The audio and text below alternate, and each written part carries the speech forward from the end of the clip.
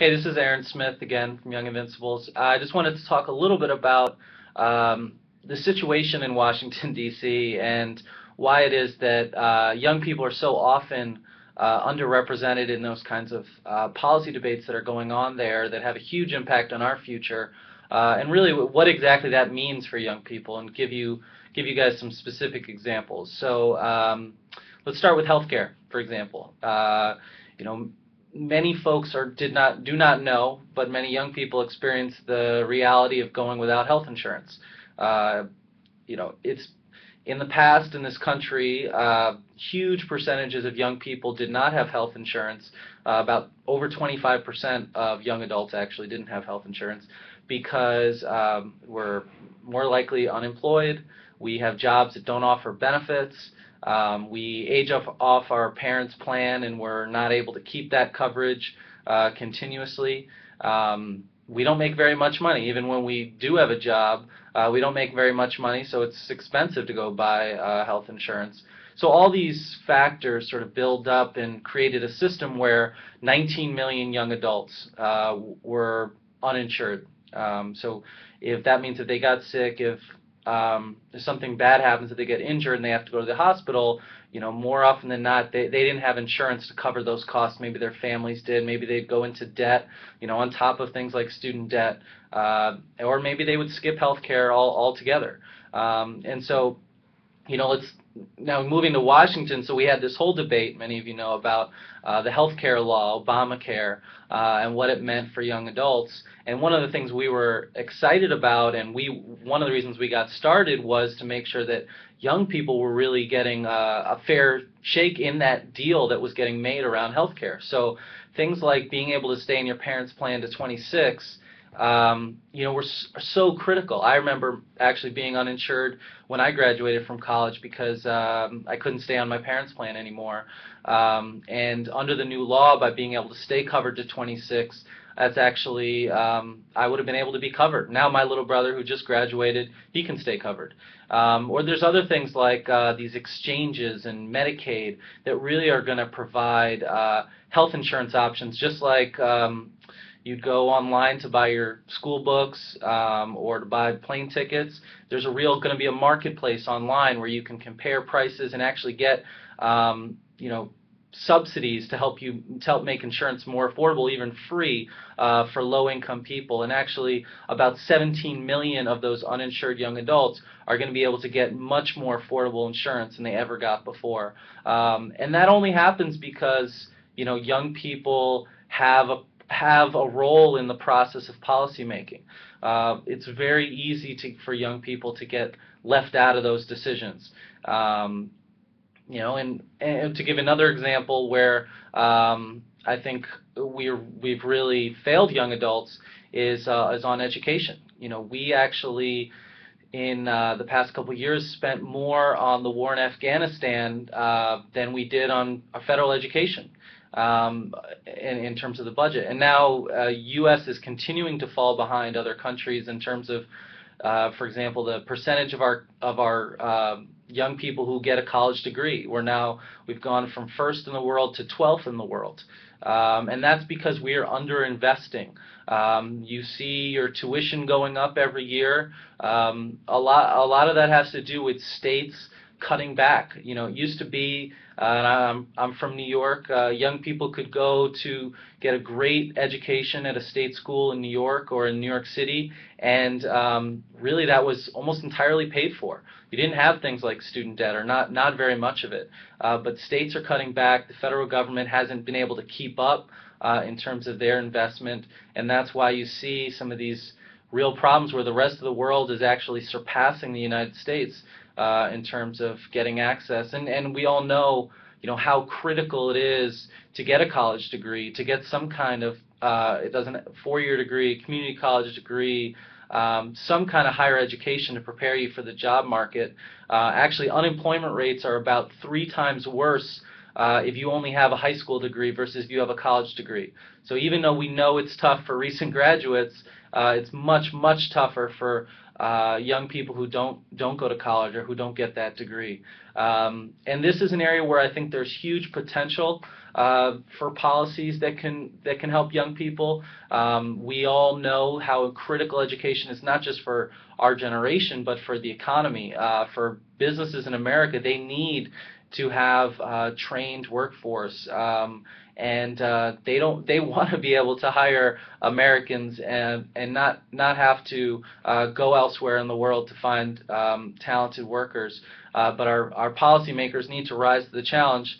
And one of the things Young Invincibles that we're all about is that young people, we have a responsibility in that political process to make sure that when these decisions are getting debated, that our voice is heard. So to give you an example, this past summer, student loan interest rates on Stafford loans for undergraduate students were going to double. So they were going to go from 3.4% to 6.8%. So that's a pretty substantial jump.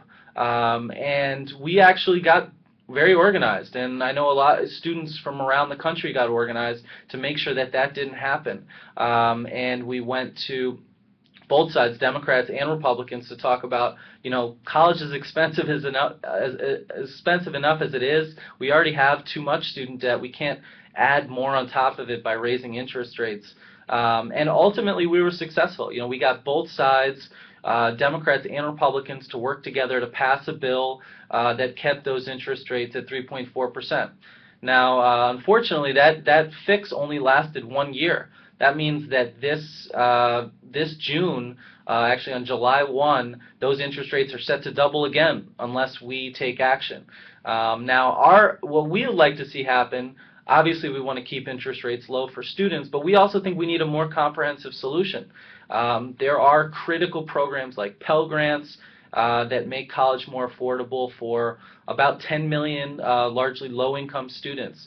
But even with Pell Grants, we are not doing enough to actually address the cost of college. So we just think we need a more comprehensive solution to this issue. I know that many folks, many congressmen and senators are interested in that issue. President Obama is very interested in that issue. But they really need to hear from young people, because we're the ones who experience this system on a day-to-day basis.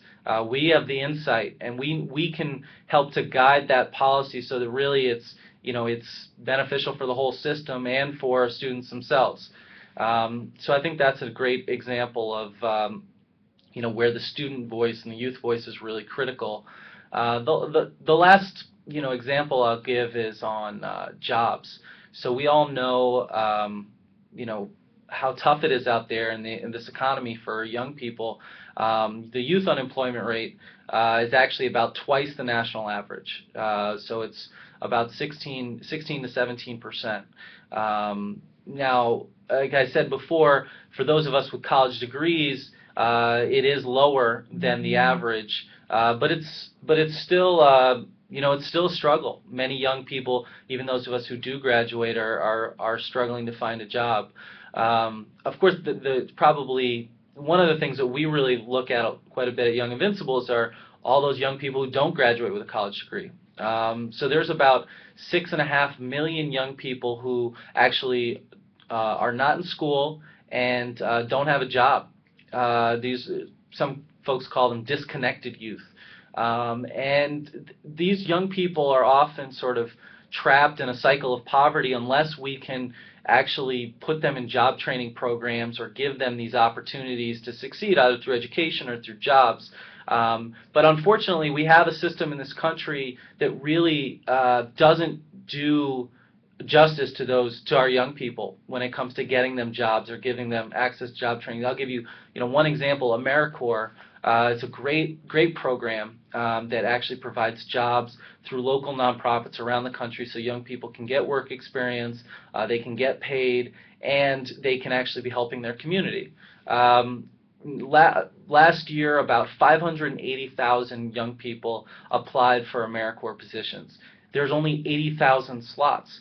So we are not even coming close to matching the demand for those kinds of jobs. And like I said, there's a huge value add for investing in those jobs. The AmeriCorps program, to give you a sense, is less than $1 billion a year. So for those of you who know the federal budget, where we're spending hundreds and hundreds of $billions on other items, to spend less than $1 billion on AmeriCorps is really crazy.